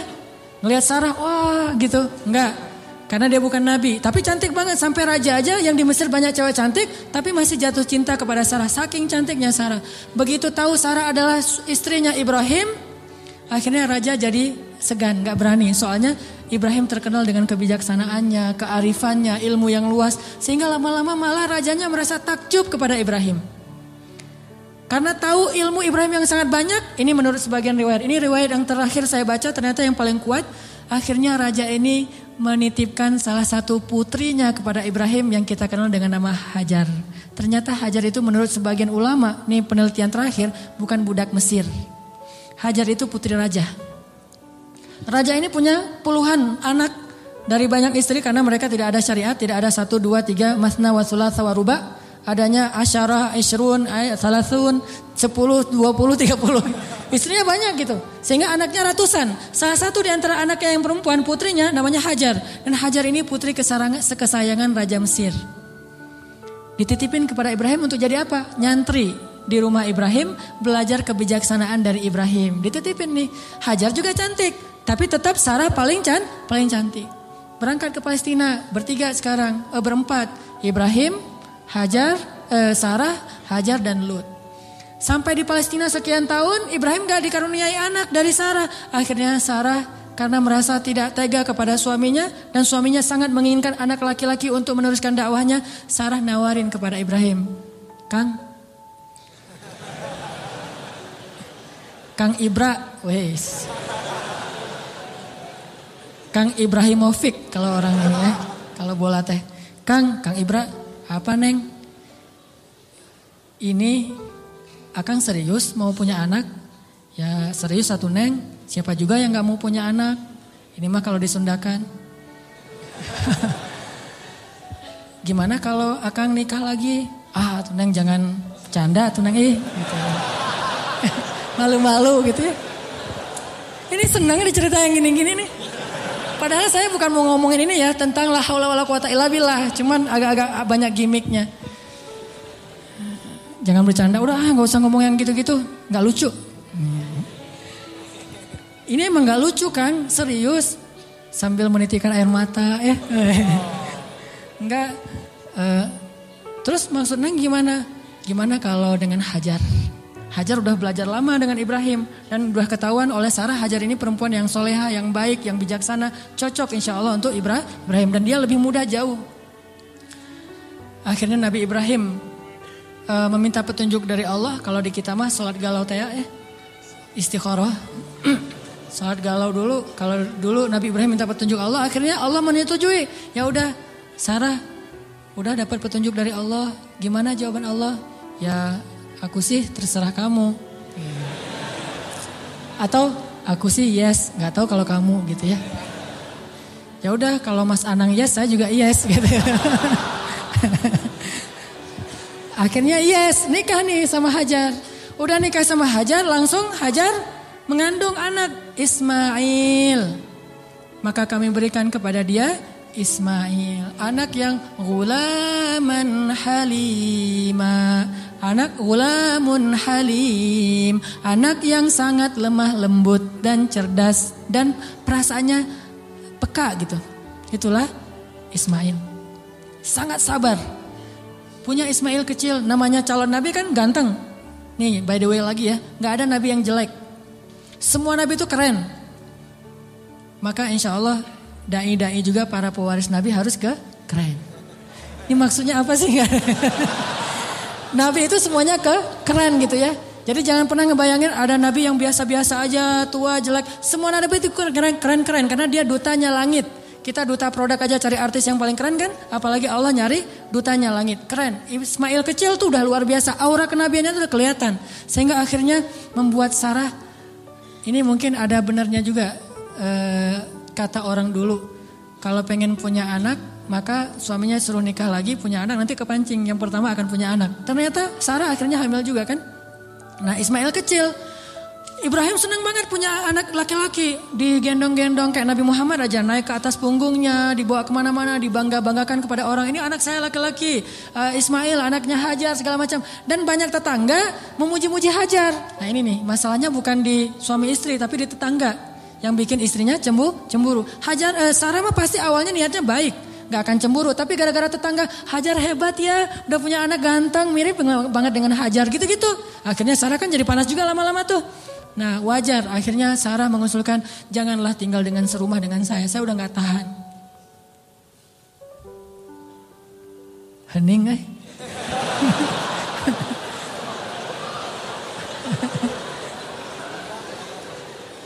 Deg-degan dengan kayak gini, kayak film horor. Kata Sarah, wahai, lupa bukan wahai, Kang Ibra, Neng teh udah gak tahan serumah sama Hajar. Kenapa atuh Neng? Ya semua tetangga muji-muji Hajar. Aduh Neng teh apa atulah? Oh ya udah, minta lagi petunjuk Allah. Akhirnya Allah kasih perintah. Perintahnya apa? Pindah rumah. Tapi nggak tanggung-tanggung. Pindah kota, pindah negara. Dari Palestina ke Saudi Arabia. Dulu namanya Bakkah. Wahai Ibrahim, bawa Hajar dan anakmu ke sebuah lembah Bakkah. By the way, perjalanan dari Palestina ke Mekah butuh waktu 2 jam naik pesawat. 2 jam naik pesawat itu kurang lebih dari Jakarta ke Medan. Atau Jakarta Surabaya. Tapi Ibrahim tidak naik pesawat, tidak naik buruk, tidak naik onta, gak naik kuda, jalan kaki. Apakah Hajar protes? Kemana Kang Ibra? Pokoknya ikut aja lah gitu. Oh iya udah ikut aja. Gak pernah nanya kemana, ini saya aja tadi nanya. Gak pernah nanya kemana ya Ibrahim. Gak, kata Ibrahim ya Hajar dapat perintah dari Allah kita ke lembah Bakkah. Ikut, ya sami'na wa ata'na. Gak pernah nanya kemana, gak pernah naik apa, terus bekalnya gimana, terus gak ada rest area di mana aja, di kilometer berapa. Nggak, udah aja jalan gitu. Coba bayangin suami bawa istri, kadang-kadang kesasar muter-muter, istrinya langsung, wah papa gak tahu jalan, pakai ini atuh GPS. Gak sabar ya. Atau suami ngajak jalan kemana gitu. Udah mama turun di mall ini aja, nanti dijemput lagi gitu kan. Minta dijemput di mall. Kalau Hajar enggak. Mau naik apa, kemana. Sami'na wa ata'na kepada suami. Ini supaya Allah percaya sama Ibrahim dan Hajar. Jalan kira-kira dari dari Jakarta ke Surabaya jalan kaki berapa lama? Atau naik skateboard aja deh. Jalan kaki berapa lama? Tebak aja deh. 1 bulan ya. Perjalanan 1 bulan. Gak ada rest area sama sekali. Makanannya apa yang dibawa sebagai bekal? Roti keras yang kalau dimakan itu harus direndam dulu dengan air. Saking kerasnya roti supaya awet gitu. Jadi kalau udah sampai di oasis kecil, Nabi Ibrahim turun duduk bersama istrinya, bersama bayinya, rendam roti dulu sambil ngobrol-ngobrol. Wah, padang pasir. Ya iyalah, apalagi gitu.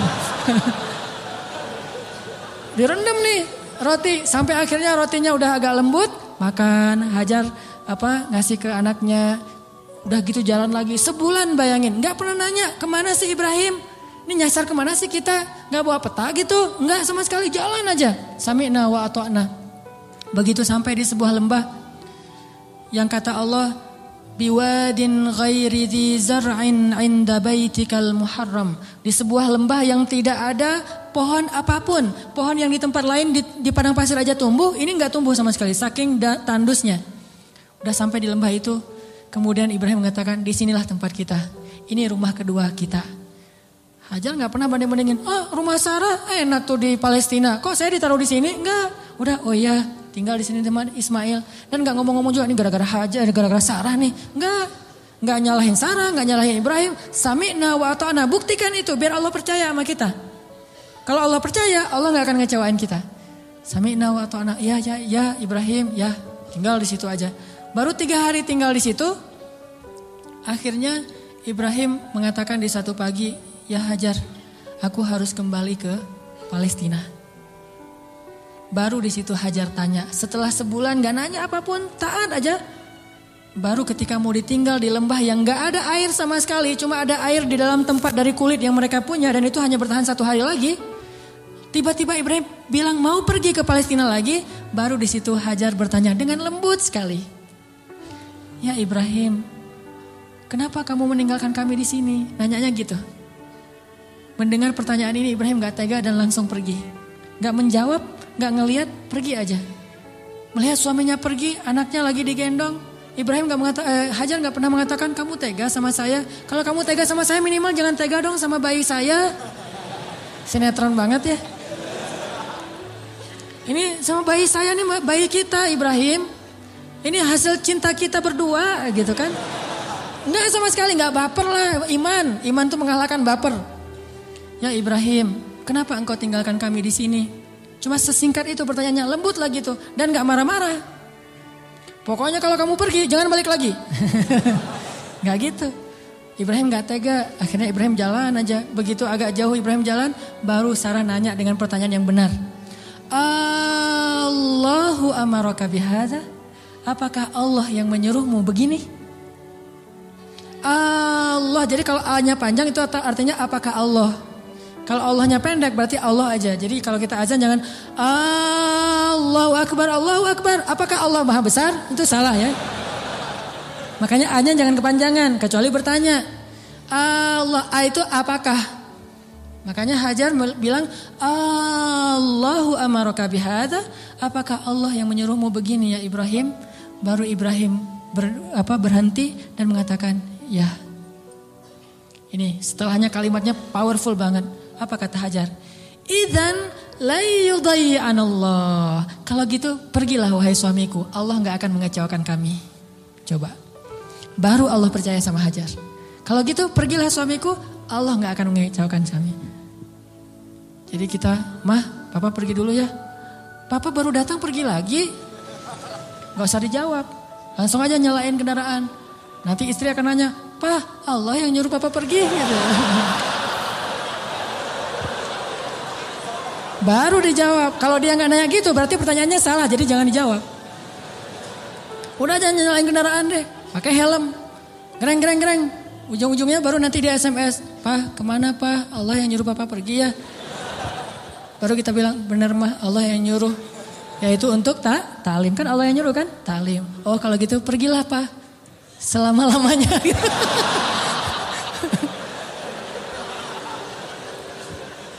Allah gak akan mengecewakan kami, kata Hajar teh. Idzan la yudayyi'an Allah. Kalau gitu Allah tidak akan mengecewakan kami. Itu kata kuncinya tuh. Dan itu gak ngomong dengan gombal ke Allah. Allah Maha tahu isi hatinya Hajar radhiyallahu anha. Makanya Allah percaya banget sama Hajar. Akhirnya pergilah Ibrahim. Gak ngomong, ya suamiku jangan lupa kirim SMS ya. Udah sampai di mana kan khawatir gitu.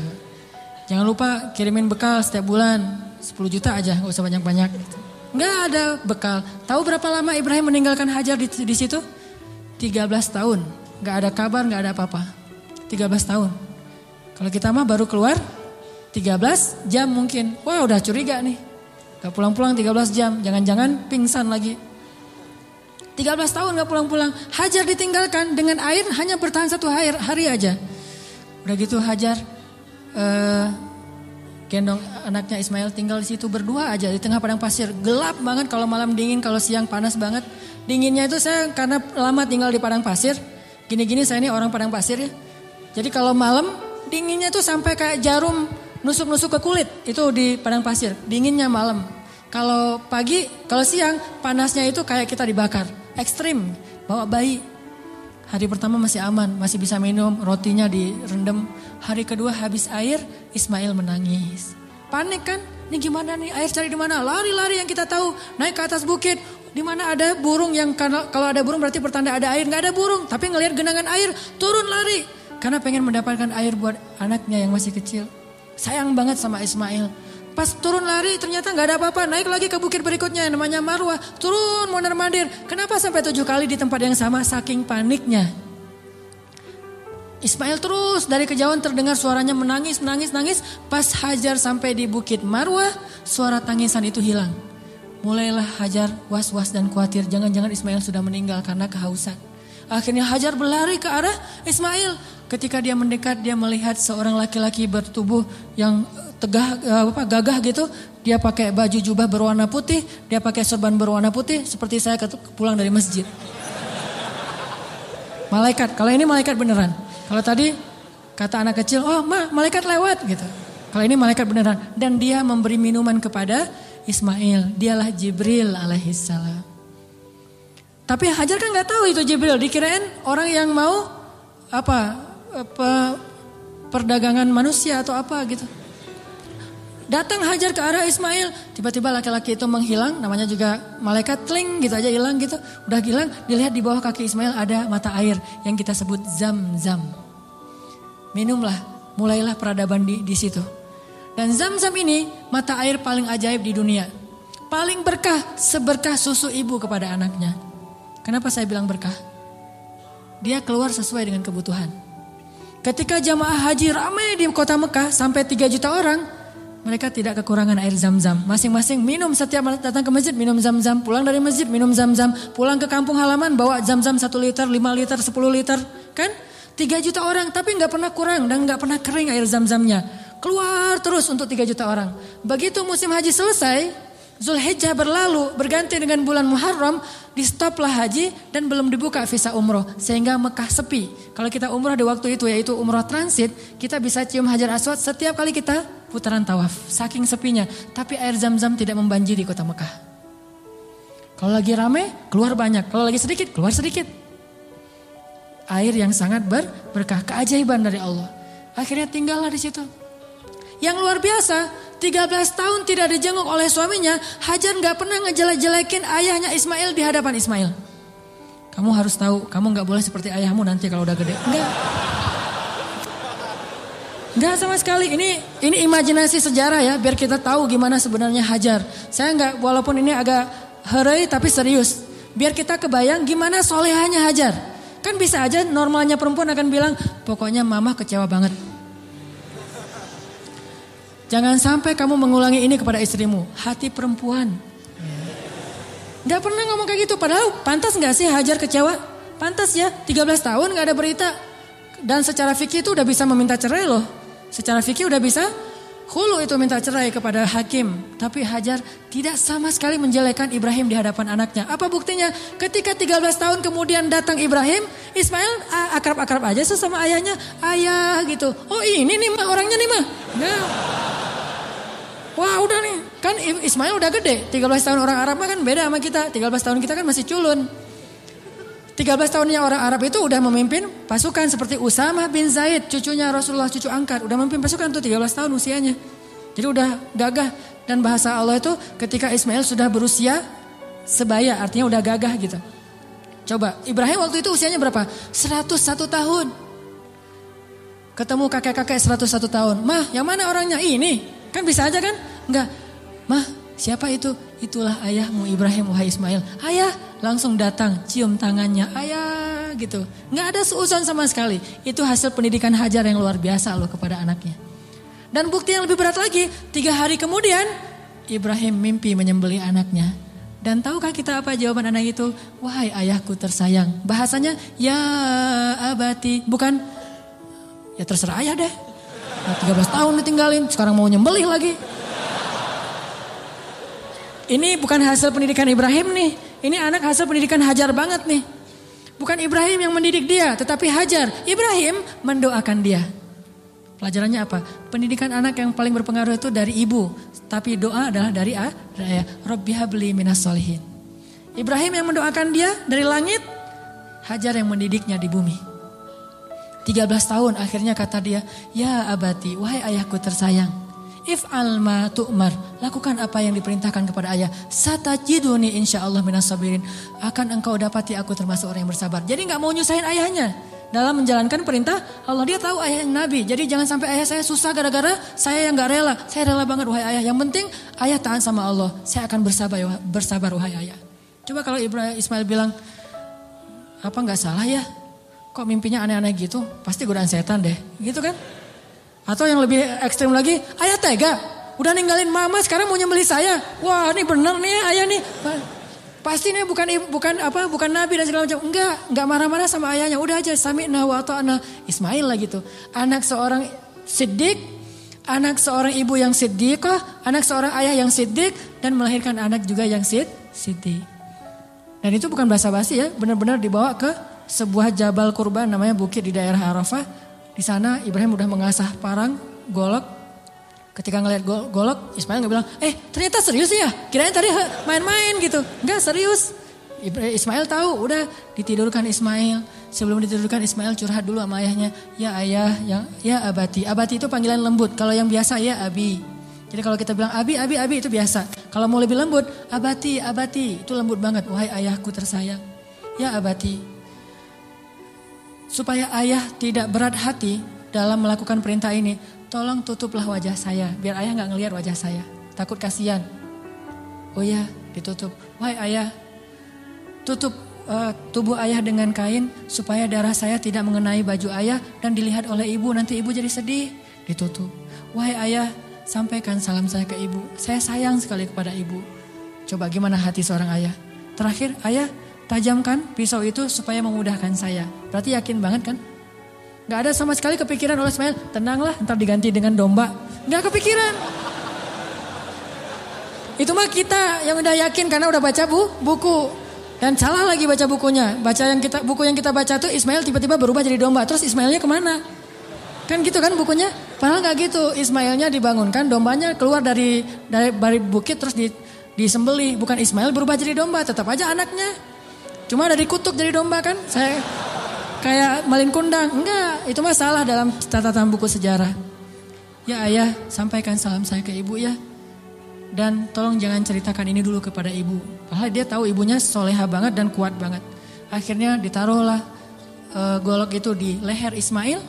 Dan Ibrahim mengatakan Bismillahirrahmanirrahim. Mau ditarik tuh. Yakin dan Allah tahu isi hati Ibrahim. Mau ditarik, Ismail udah pasrah aja. Udah ini terakhir kali saya hidup di dunia.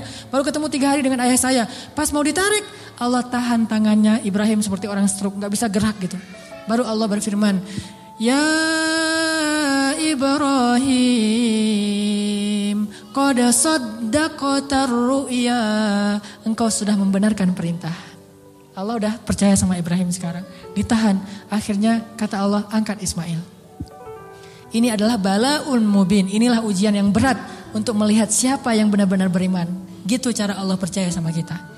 Lewat ujian hidup kita, lewat masalah-masalah kita. Apakah kita masih yakin sama Allah? Sampai ke titik darah penghabisan masih yakin sama Allah? Justru di titik itulah nanti Allah percaya sama kita. Allah ganti semua musibah itu sebagai rahmat. Allah kasih dia seekor domba yang sangat besar. Dan kelak itu menjadi syariat yang sangat indah bagi kaum muslimin. Diabadikan sepanjang masa, ribuan tahun dikenang. Ini bukti. Maka buat Allah percaya sama kita, maka Allah gak akan mengecewakan kita. Ingat kata-kata Hajar, la yudayyi'anallahu idzan. Kalau Allah yang memerintahkan gini, berarti Allah tidak akan mengecewakan saya. Cukuplah Allah yang menyuruh kita, yakin Allah gak akan ngecewain kita. Udah setelah itu, hasbunallah, la haula wa la quwata illa billah, tawakkaltu ala Allah, aslamtu ilallah, dan seterusnya. InsyaAllah kita akan melihat keajaiban. Itu aja teman-teman yang dirahmati Allah. Mudah-mudahan kita menjadi orang yang bisa selalu mengandalkan Allah dalam hidup kita.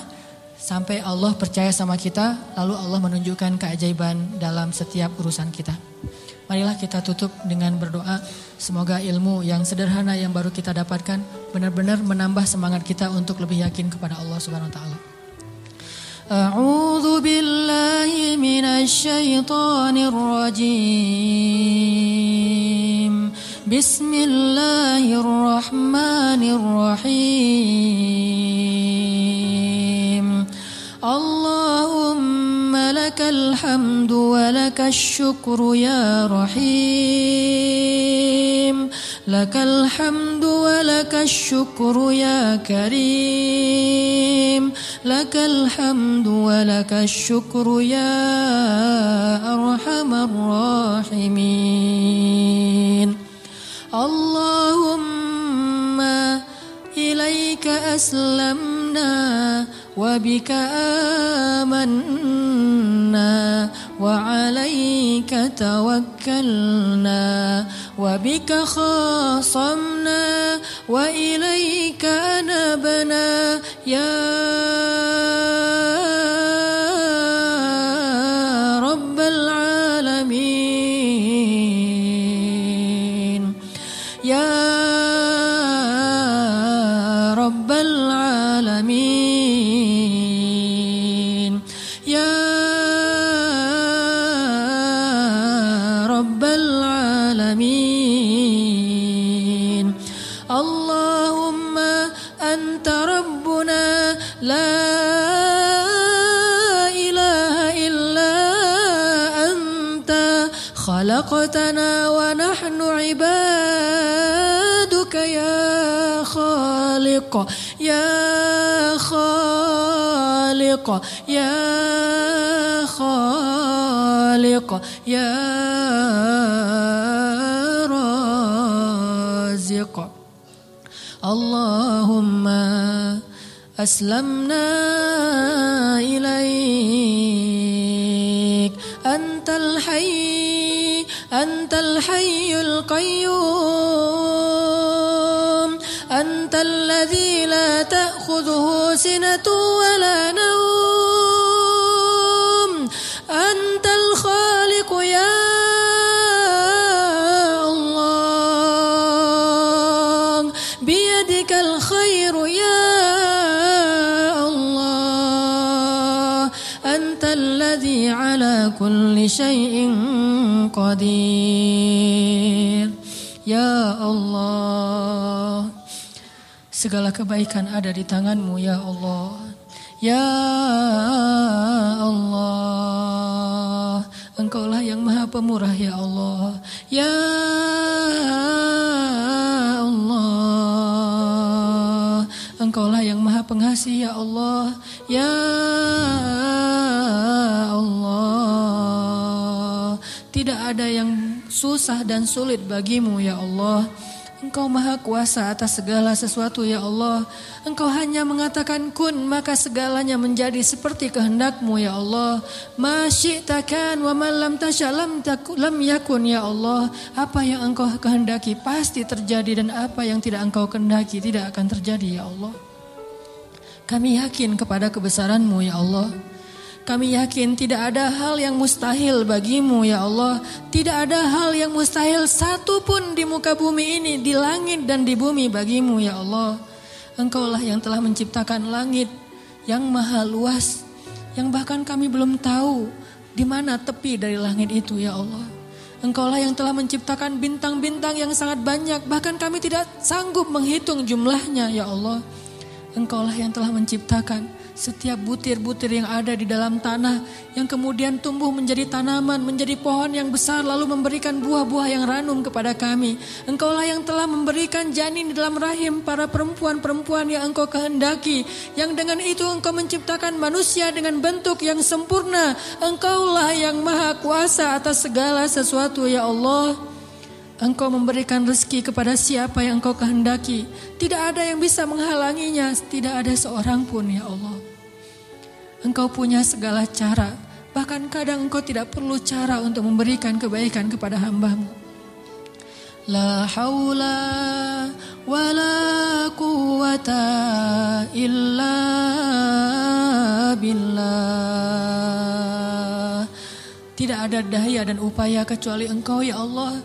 Tidak ada daya dan upaya bagi kami kecuali dengan pertolongan dari-Mu ya Allah. Iyyaka na'budu wa iyyaka nasta'in. Wa iyyaka nasta'in. Wa iyyaka nasta'in. Ya Allah, sesungguhnya salat kami, ibadah kami, ruku dan sujud kami, hidup kami persembahkan untuk-Mu ya Allah. Ajarkan kami untuk tulus dalam mengatakan kalimat yang mulia itu ya Allah, sehingga benar-benar kami menyerahkan hidup dan mati kami kepadamu ya Allah. Inna salati wa nusuki wa mahyaya wa mamati lillah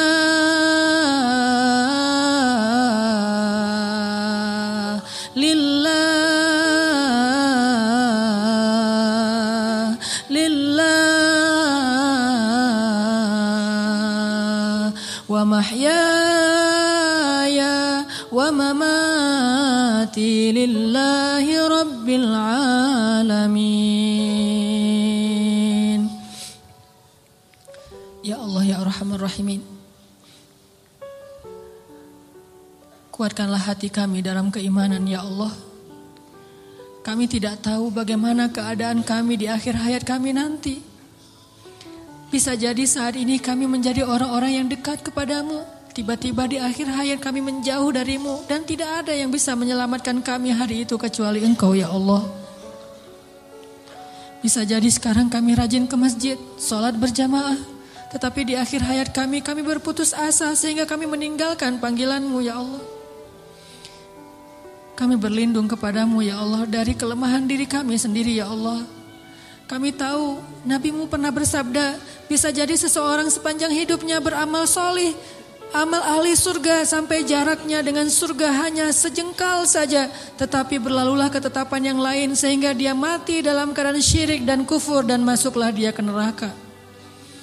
Kami berlindung kepadamu dari keadaan orang seperti itu ya Allah. Tidak ada yang bisa menjamin kami selamat.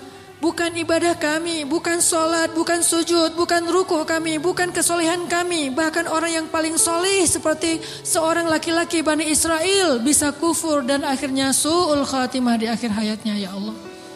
Hanya Engkau yang bisa menjamin akhir hayat kami ya Allah. Kami belum merasa aman meskipun sekarang kami bersyukur mendapatkan hidayah untuk berhijrah.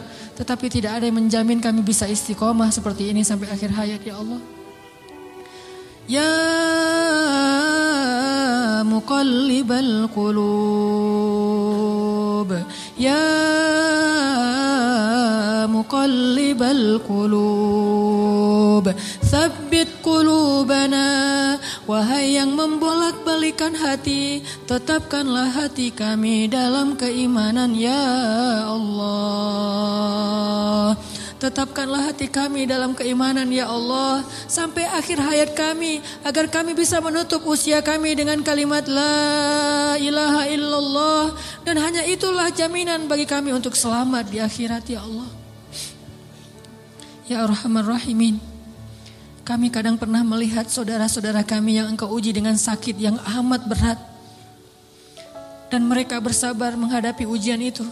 Mereka miskin, lalu Engkau uji dengan sakit yang bahkan banyak para dokter mengatakan mungkin tidak akan sembuh lagi, dan mereka hampir tidak punya harapan untuk sembuh, tetapi mereka bersabar dan ridho dengan ketetapan-Mu. Lalu kami menyadari, bagaimana jika kami yang Engkau berikan ujian seperti itu? Apakah kami akan sabar atau kami akan berputus asa ya Allah? Ketika kami harus merasakan sakit 24 jam dalam sehari yang luar biasa rasanya, apakah kami akan bersabar atau kami berputus asa sehingga kami datang kepada para dukun atau akan bunuh diri dalam keadaan kufur ya Allah? Tidak ada yang menjamin kami akan kuat pada hari itu kecuali Engkau ya Allah. Wahai yang menggenggam hati hamba-hambanya, genggam eratlah hati kami dalam kasih sayang dan hidayah-Mu ya Allah. Kami berserah diri kepadamu ya Allah. Ya Arhamar Rahimin, jangan biarkan kami tergelincir ketika kami mendapatkan ujian-ujian yang sesungguhnya ujian itu agar Engkau percaya kepada keimanan kami. Sadarkanlah kami selalu, agar kami selalu percaya bahwa ujian adalah agar kami membuktikan keimanan kami kepadamu, sehingga kami bisa bertahan dalam ujian itu ya Allah.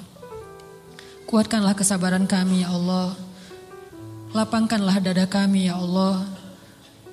Bimbinglah fikiran kami agar selalu berhusnuzon kepadamu dan kepada hamba-Mu ya Allah. Ya Arhamar Rahimin, bantulah kami dalam segala masalah kami ya Allah.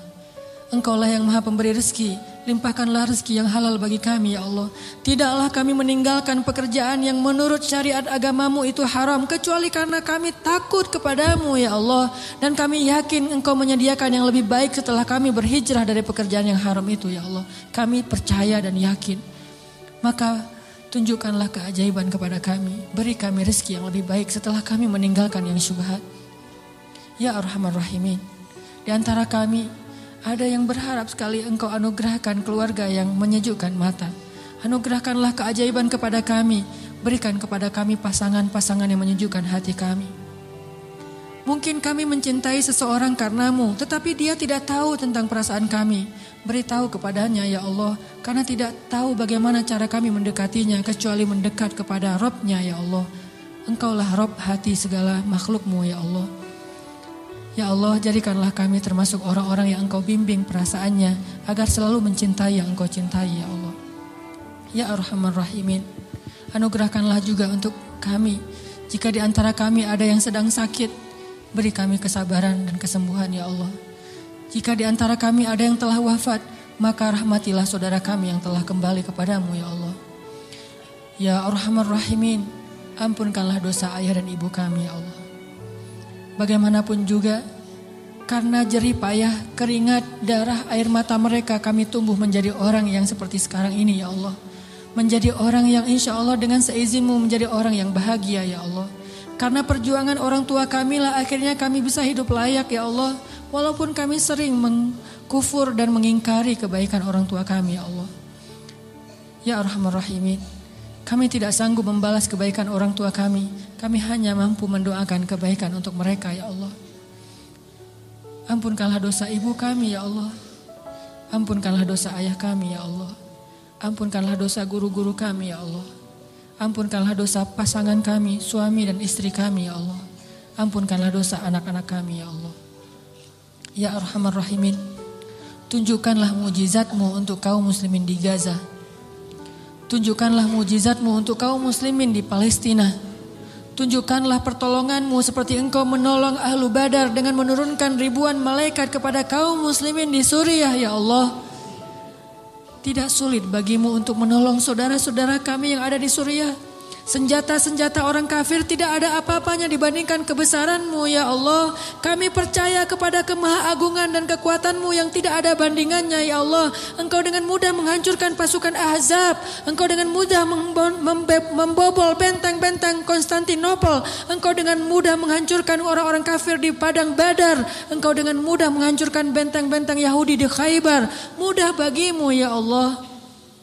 sangat mudah bagimu untuk menghancurkan orang-orang yang memusuhi kaum muslimin. Tapi kami sadar, jika engkau memberikan ujian kepada kaum muslimin hari ini, sesungguhnya engkau menginginkan agar kami menunjukkan persaudaraan di antara kami. Agar kaum muslimin yang ada di Indonesia berempati dan mereka mau membantu saudaranya di Palestina, Suriah, Irak, Yaman, dan seluruh dunia ya Allah. Engkau ingin menghubungkan hati-hati kaum muslimin dengan ujian ini. Kami tahu ya Allah. Tetapi kami tetap berharap bantuan dan kasih sayang-Mu ya Allah. Sadarkanlah kaum muslimin. Mungkin tidak banyak berita yang menyiarkan tentang keadaan saudara kami di Suriah. Tetapi hati kami tidak tertutup untuk mereka ya Allah.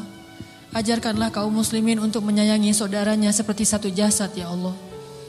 Berikanlah kemampuan kami untuk bisa membantu kaum muslimin di seluruh dunia. Dan bantulah kaum muslimin di seluruh dunia dengan kesabaran, dengan ketabahan, dengan kekuatan dari-Mu ya Allah. Kami yakin mungkin Engkau lebih mencintai orang-orang di Palestina daripada kami, sehingga Engkau mengambil nyawa mereka dalam keadaan syahid. Maka sayangilah kami seperti mereka, sehingga Engkau kelak memberikan kami pahala syahid karena kami menolong mereka ya Allah. Rabbana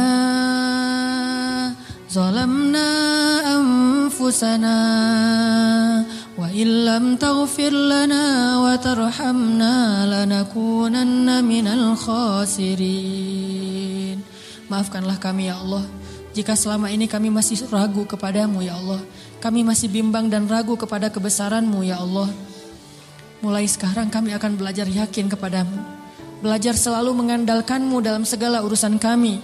Kami tidak akan bergantung kepada makhluk. Kami bergantung kepadamu. Kalaupun kami menggunakan makhluk, kami bekerja sama dengan manusia, itu karena perintah-Mu, bukan karena kami ragu kepadamu ya Allah. Rabbana atina fid dunya hasanah wa fil akhirati hasanah wa qina adzabannar.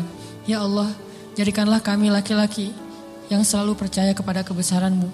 Anugerahkanlah kepada kami istri seperti Hajar. Anugerahkanlah kepada kami anak laki-laki seperti Ismail. Dan anugerahkanlah kepada kami suami seperti Ibrahim. Anugerahkanlah kepada kami orang-orang yang selalu percaya kepadamu. Dan jadikanlah kami termasuk di antara orang-orang yang beriman. Ya Rabbana, beri kami hasanah di dunia, hasanah di akhirat. Dan jauhkanlah kami dari api neraka. Alhamdulillahirrabbilalamin. Teman-teman yang dirahmati Allah, setelah kajian ini, oleh-oleh yang kita bisa bawa pulang, selalulah mengandalkan Allah dan bersabarlah dengan ujian. Buat Allah percaya kepada kita, kemudian tunggulah keajaiban terjadi dalam kehidupan kita. Mudah-mudahan ilmu yang malam ini kita dapatkan benar-benar mengubah kehidupan kita menjadi lebih baik, memperbaiki keimanan kita, memperbaiki akhlak kita. Barakallahu fiikum, subhanakallahumma bihamdika, asyhadu an la ilaha illa anta, astaghfiruka wa atubu ilaik. Assalamualaikum warahmatullahi wabarakatuh.